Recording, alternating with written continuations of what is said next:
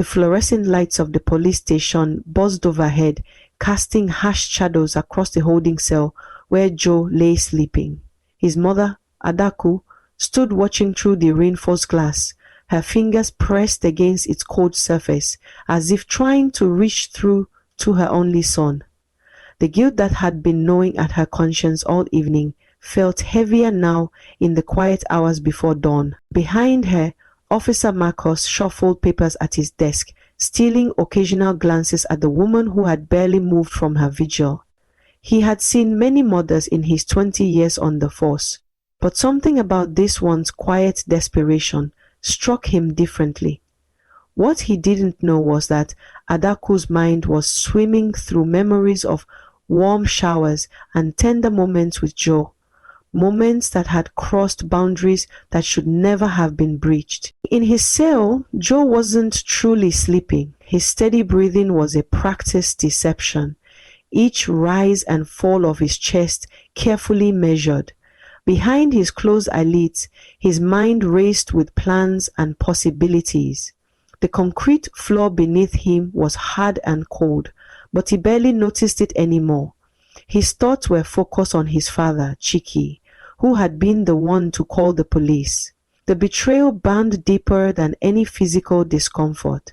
Chiki himself sat awake in the empty house, staring at family photographs that now seemed like artifacts from another life. He had done what needed to be done, he told himself, even as doubt crept in around the edges of his conviction. The house felt wrong without Joe's presence, but it had felt wrong with him there too, in those final weeks when the tension had grown unbearable. The night wore on, each character trapped in their own private universe of regret and justification. None of them knew that this night would later be remembered as the calm before a storm of violence and revenge that would destroy them all. Officer Marcus continued his paperwork, the scratch of his pen a counterpoint to the hum of the lights and the distant sound of traffic, ordinary sounds that seemed to mock the extraordinary tension building within these walls. As dawn approached, Adaku made her decision. Without consulting Chiki, she would bail their son out. Her maternal instincts screamed that she could still save him, still turn things around. She didn't see the slight smile that crossed Joe's face as she approached Officer Marcus's desk, didn't recognize it as the same expression he had worn as a child when manipulating him what he wanted. The stars were fading from the sky as Adaku began filling out the paperwork, her hands trembling slightly as she signed her name. Above the police station, a solitary crow circled, its harsh cry piercing the morning silence like an omen. In his cell, Joe finally allowed himself to truly sleep, knowing that his mother's guilt would accomplish what his rage could not. It would set him free. None of them could have known that this moment of mercy would be the catalyst for events that would spiral beyond anyone's control. The universe, in its infinite wisdom or cruel indifference, kept this knowledge to itself as the sun began to rise over the city, its golden light washing over saints and sinners alike. The morning sun cast long shadows across the police station parking lot as Joe emerged, his shirt hanging loosely from his shoulders. The fabric still carried the musty scent of the holding cell, a reminder of the night that would fuel his coming vengeance. Behind him, Adaku's heart splintered at the sight of his son's apparent brokenness, unaware that beneath his defeated posture lay a mind sharpening itself like a blade. Montu, my son! Adaku's voice cracked as she reached for him. I'm sorry for everything. It's all my fault. I should have raised you better, should have protected you from... She couldn't finish, the weight of unspoken truths hanging in the air between them. The parking lot cameras recorded their reunion in silent witness, their red lights blinking steadily like distant stars, watching a tragedy unfold. Joe studied his mother's face, noting how the morning light caught the tears in her eyes. A master performer, he let his own eyes water slightly as he responded, Mama, it's enough. I still love you despite what happened. The words tasted like ash in his mouth, but they had the desired effect. He watched her shoulders relax, saw hope kindle in her eyes. But it's unfortunate that you don't feel the same way for me, he added, planting a seed of guilt that would later bloom into something darker. The drive home unfolded in layers of silence. In the front seat, Edaku's hands trembled on the steering wheel, her mind replaying every moment that had led them here. She imagined different choices, alternative paths, like a player reviewing a game already lost. Behind her, Joe sat watching the familiar streets pass by, each landmark a reminder of the life he was about to systematically destroy. In the passing cars, other drivers saw nothing unusual, just the mother and son on a morning drive. They couldn't see the invisible currents of emotion swirling through the vehicle.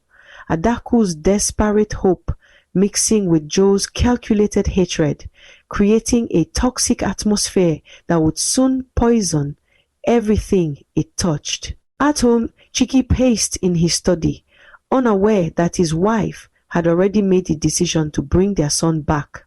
His phone lay silent on his desk, its dark screen reflecting nothing of the storm about to enter his carefully ordered world. The morning paper sat unopened beside it, its headlines about distant tragedies pale compared to the one brewing within his own walls. When they pulled into the driveway, Cho looked up at the house with new eyes. The familiar two-story structure that had once been his sanctuary now appeared to him as what it truly was, a stage for his revenge. The morning glory vines that his mother had so carefully tended along the porch railing seemed to him like prison bars, their delicate blue flowers masking their true nature as creeping, strangling things. "Let's go inside," Adaku suggested softly, misreading her son's contemplative stare for hesitation. Inside, she thought, they could begin to heal. Inside, they could become a family again. She didn't notice how Joe's fingers twitched slightly at her words, didn't see the flash of anticipation that crossed his face before he carefully composed it back into an expression of subdued gratitude. The security camera above the garage captured their approach to the front door. A mother and son walking together, their shadows stretching behind them like dark prophecies on the concrete. The morning breeze carried the scent of brewing coffee from a neighbor's house, mixed with the sweet fragrance of Adaku's roses. Ordinary smells that would forever after remind her of this moment, this last peaceful morning before everything changed. As Joe crossed the threshold, he felt the weight of his plans settle around his shoulders like a comfortable cloak.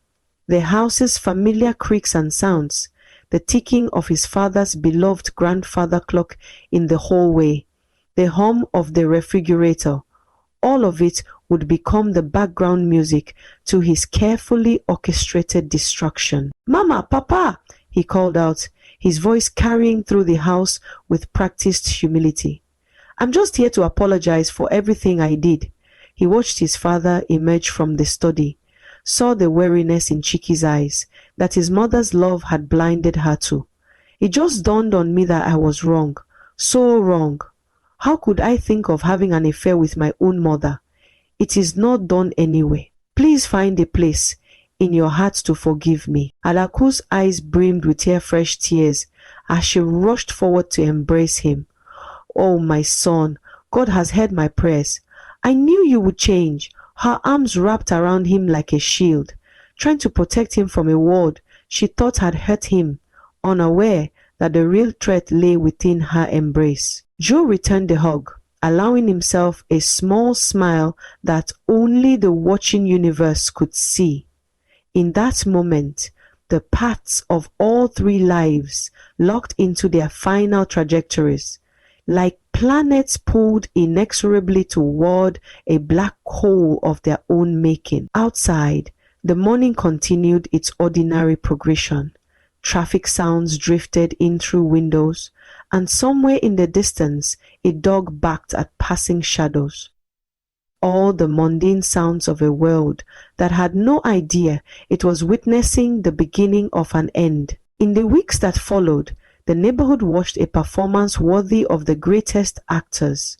Joe, the prodigal son, swept the front yard in the golden light of dawn, each stroke of the broom a calculated gesture in his elaborate deception. Passers-by who had once crossed the street to avoid him now received warm greetings. His smile as practiced as it was poisonous. Inside the house, the transformation seemed no less remarkable. Adaku's kitchen, once her solitary domain, now echoed with the sounds of mother and son cooking together. She didn't notice how Joe's hand lingered too long on the knife handle, or how his eyes tracked her movements with predatory attention. The smell of cooking spices masked the acrid scent of his growing hatred. "Therapy is really helping me, Mama," Joe would say, setting the table with careful precision, each plate and fork placed like pieces on a chessboard. "I didn't realize how much I needed to take responsibility for my actions." The words flowed smoothly, practiced in the dark hours of night, when he lay awake, rehearsing his lines like a playwright obsessed with perfection. Adaku's heart swelled with each sign of improvement, her pride as blind as a mother bird feeding a cuckoo in her nest. "My son," she would beam, "I knew this day would come. I knew you were still the good boy I raised." The universe, perhaps in a moment of mercy, kept her from seeing the shadow that crossed Joe's face each time she turned away. But Chiki wasn't fooled. Years of business dealings had taught him to read the subtle signs of deception, and he saw them all in his son's performance. He watched Joe help with household chores, noted the mechanical precision of his movements, the calculated way he spoke. "People don't change overnight," he muttered to himself one evening, watching Joe through the study window as his son meticulously washed the family car. What none of them knew was that Joe's evenings of therapy led him down darker streets to where Matthew's gang held court in the shadows of abandoned buildings. Their first meeting had been orchestrated by fate, or perhaps by whatever dark forces guide lost souls toward their destruction. Joe had found them on a night when the moon hung low and yellow in the sky, like a jaundiced eye watching the city's scenes. Matthew, a serpent in human form, had recognized the darkness in Joe immediately. 500,000 for membership, he had said, the words floating in the smoke of his cigarette. The amount meant nothing to Joe, who transferred the money with the same casual disregard one might show in purchasing a candy bar. What he was buying wasn't membership. It was tutelage in the art of destruction. Their meetings became a grotesque parallel to his fictitious therapy sessions. While Adaku proudly told neighbors about his son's progress with his therapist, Joe was learning the intricacies of criminal enterprise from Matthew's crew. They taught him how to move through shadows, how to make violence look like accident, how to wear normality like a mask that could be dropped at will. Each night, Joe returned home carrying new knowledge like concealed weapons. He would sit at the dinner table, passing dishes and making small talk, while beneath the surface, his mind catalogued weaknesses and planned attacks. The family photos on the walls watched their meals like portraits in a haunted house, capturing moments of false peace before the coming storm. "Let me help you, Dad," Joe would say, volunteering for tasks with the eagerness of a reformed son. Chiki would nod, agreement masking suspicion, while Joe polished the car or organized the garage. Neither man acknowledged the tension between them, thick as spider web and just as deadly. One Saturday morning, as Joe cleaned his father's car with exaggerated care, Chiki finally confronted the performance. "Why now?" he asked, his voice cutting through the sound of water on metal. "Why all this effort to be different?" Joe paused. the sponge dripping suds onto the driveway like tears. He turned to face his father, his expression a masterpiece of contrition. "Because I want to fix what I have broken," he said, the words perfect, rehearsed, hollow.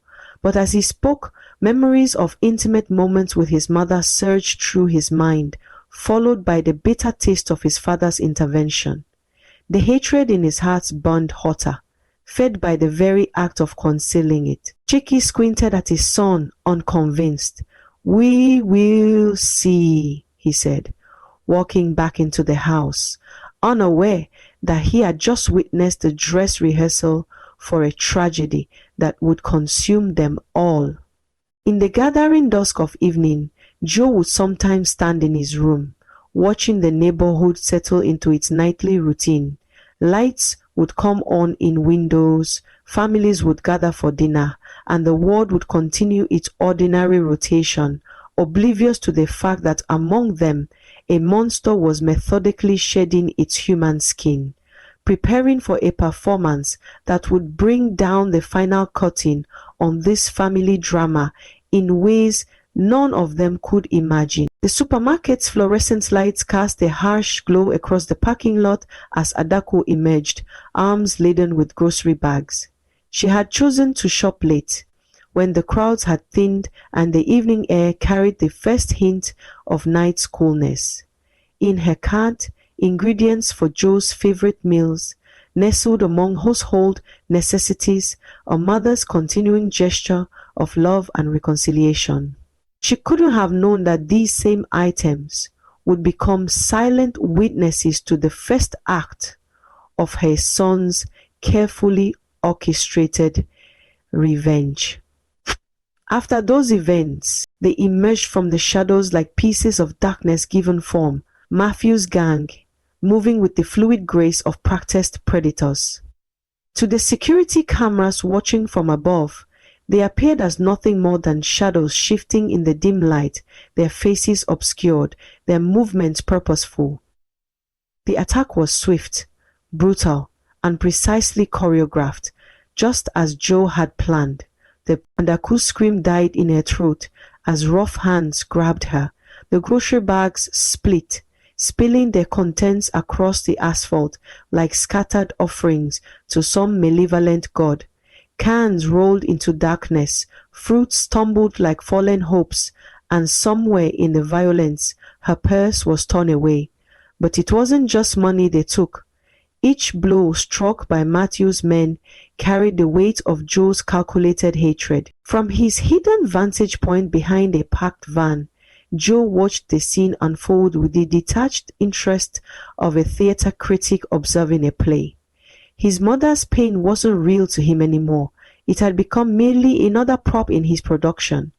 The streetlights caught the tears on his face as she crumpled to the ground, and for a moment, something stirred in his chest, a ghost of former feelings quickly exorcised by the memory of his own suffering. The gang disappeared as quickly as they had materialized, leaving Adako broken and bleeding on the cold asphalt.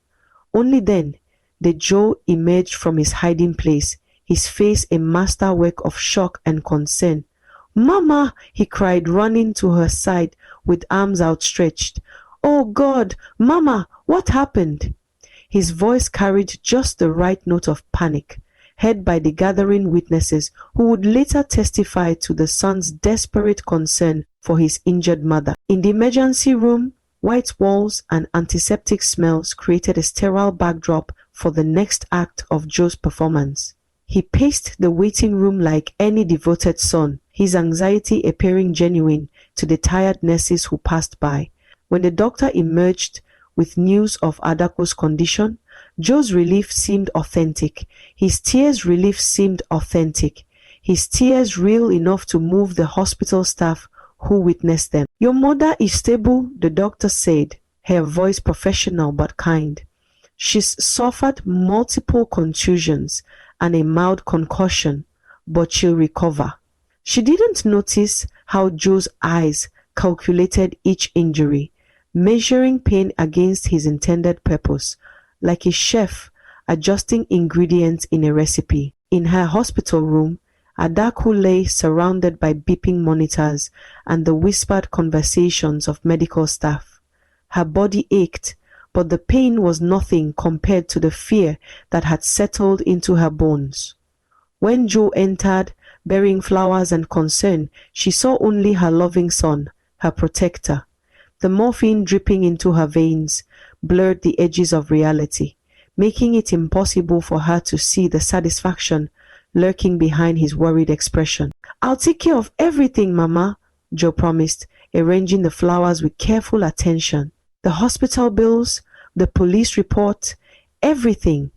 Each word dropped like a pebble into the still pond of her consciousness, creating ripples of gratitude that obscured the predator swimming beneath the surface. At home, Chiki received the news with a strange mixture of rage and helplessness. His wife's attack felt personal, targeted, though he couldn't yet see the hand directing the violence. As he drove to the hospital, his knuckles white on the steering wheel, Joe's solicitous behavior around Adako only deepened his unease. Something was wrong with this picture, but like a puzzle with missing pieces, he couldn't quite make out the full image. That night, as the hospital settled into its quiet rhythms, Joe stood at his mother's window, looking out over the city lights. In the reflection of the glass, he watched Adako sleep, her face bruised and swollen. "This is just the tip of the iceberg," he whispered, his breath fogging the window momentarily, obscuring his view. When it cleared, his smile in the glass was that of a stranger, a glimpse of the true face behind the mask of the devoted son. The city continued his nighttime existence below, unaware that this attack was merely the opening note in a symphony of revenge. In her drug-induced sleep, Adaku stirred slightly, perhaps sensing in some deep part of her consciousness that the son she thought she had recovered was merely a mirage, and that the real Joe was something altogether more terrifying. But consciousness kept these revelations locked away, leaving her to sleep on in ignorance of the storm gathering around her family, a storm with her own son at its eye. The next evening, Valentine's Day dawned like any other February morning, the sun struggling to pierce through winter clouds that hung low over the city. Chiki left for work early, his breath visible in the cold air as he backed out of the driveway. He couldn't have known that this ordinary departure would be the last time he would see his wife whole, his family intact. The universe, keeper of such cruel knowledge, remained silent as his car disappeared around the corner. Physician Joe moved with the precision of a chemist, preparing what he called a special Valentine's breakfast for his mother. The sleeping tablets dissolved perfectly in the tea, leaving no trace of their presence. The morning light caught the fine white powder as it disappeared into the dark liquid, like stars being swallowed by a black hole. The breakfast tray, arranged with aesthetic care, became a Trojan horse of sorts, beautiful, welcomed, and deadly. "Mommy, please stand up and eat," Joe called out, his voice carrying the warmth of counterfeit love up the stairs. "I've brought breakfast for you." The words floated through the house like peaceful doves, masking the vultures circling beneath their wings. Adako, still weak from her previous ordeal, managed to sit up in bed. Her body carried the fading yellows and purples of healing bruises, each one a signature of the attack she still didn't realize her son had orchestrated. "Thank you, my son," she smiled, unaware that her gratitude was being offered to her executioner. "You are so sweet." Joe watched her consume the poisoned meal with the fascination of a scientist observing a critical experiment. Each sip she took was one step closer to unconsciousness, each bite another nail in a coffin she couldn't see. The morning sun painted patterns on her bedspread through the window blinds, creating bars of light and shadow that seemed to presage the violation to come. When the drugs took hold, Adaku slipped into unconsciousness as gracefully as a dancer taking her final bow. Joe watched the process with clinical detachment, noting the exact moment her breathing changed, when her body went slack against the pillows. Only then did he send the signal to Matthew's gang, who had been waiting like wolves in the wings of this macabre theater. They entered the house silently, their footsteps muffled by the plush carpet Adaku had chosen years ago to make their home more comfortable. Now it served to silence the approach to her bedroom, where she lay helpless, unaware of the degradation about to unfold. Joe positioned himself in the corner, his phone held steady to record every moment of the violation, every second of his mother's humiliation.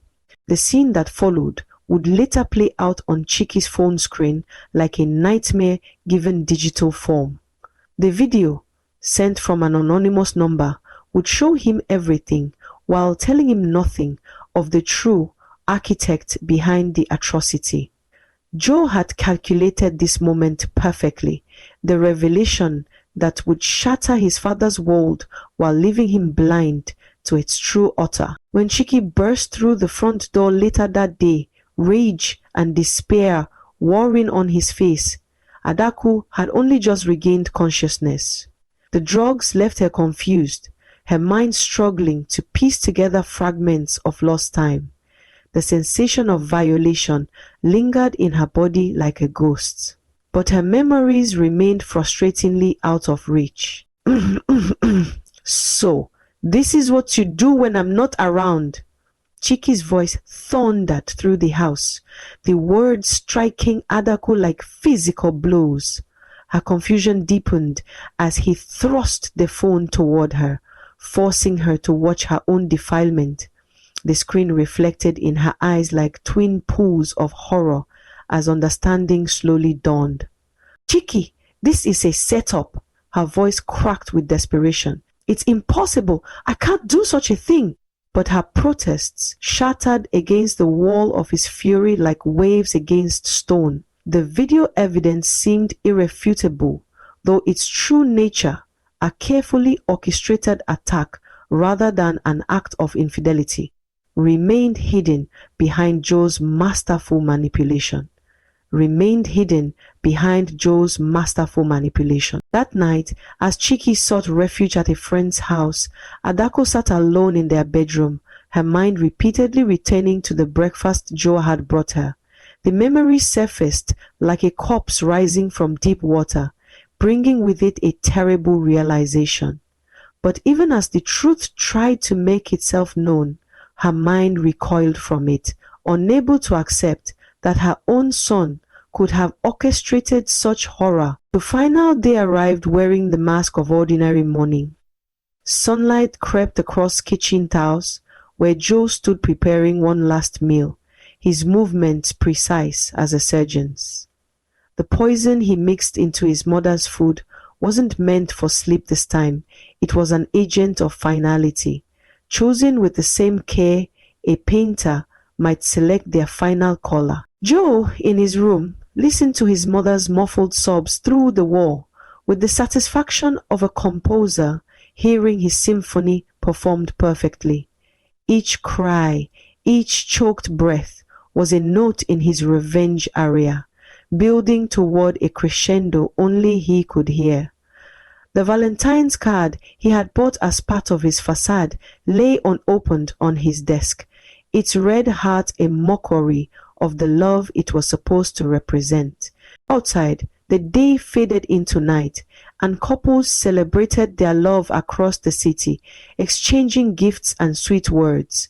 But in this house, love had become a weapon, turned toxic by obsession and revenge.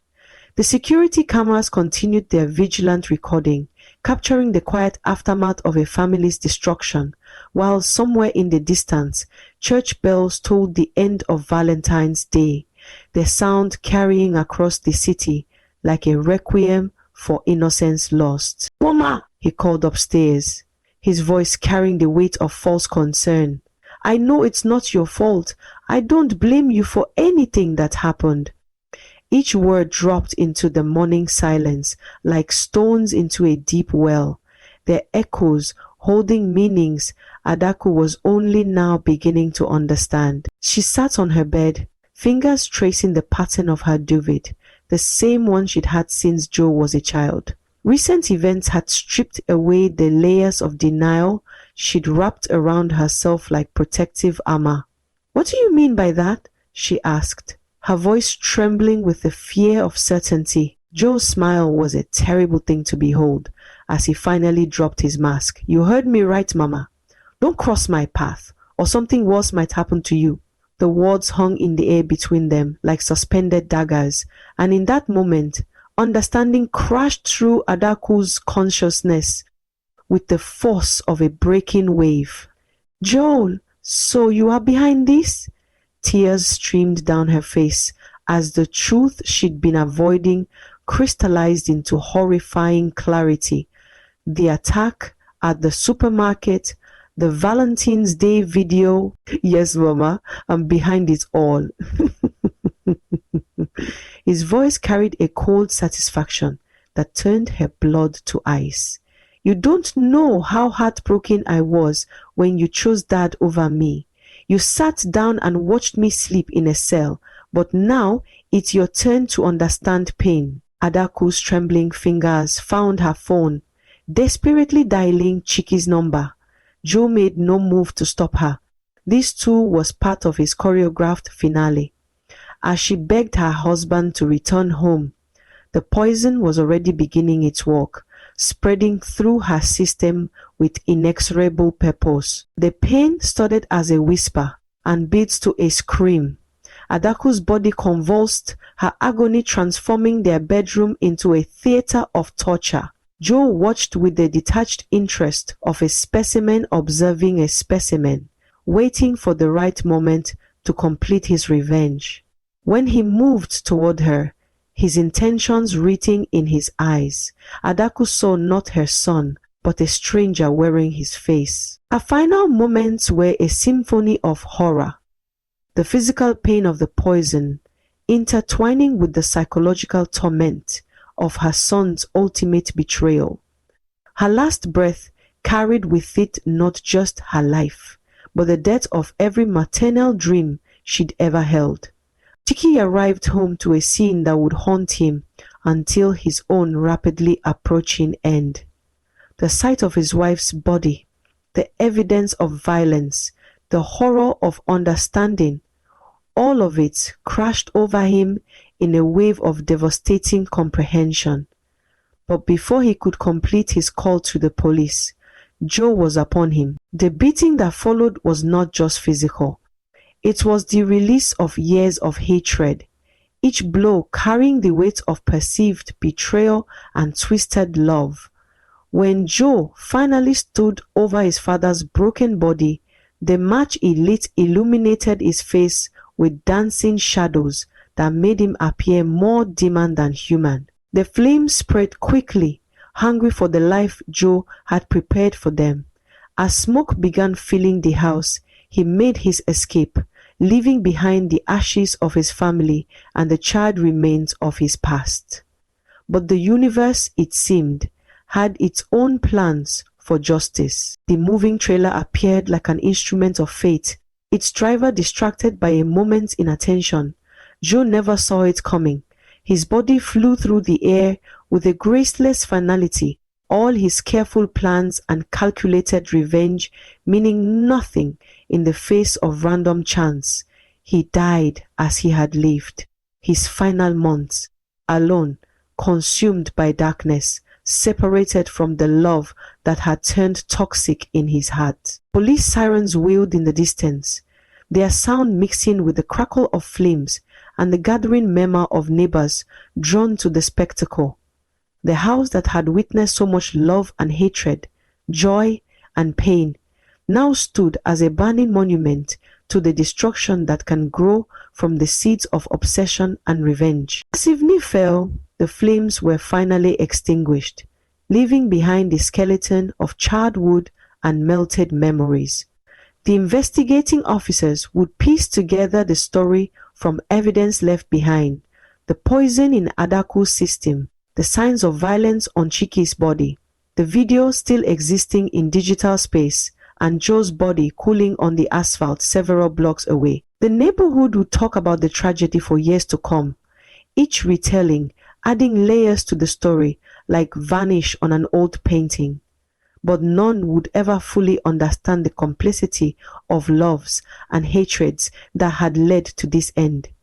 The truth, like smoke, would drift away into the atmosphere, leaving behind only ashes and questions about the fine line between love and obsession, devotion and destruction. In the end, the security cameras that had witnessed so much stood silent, their lenses clouded by smoke, their digital memories full of their family's dissolution.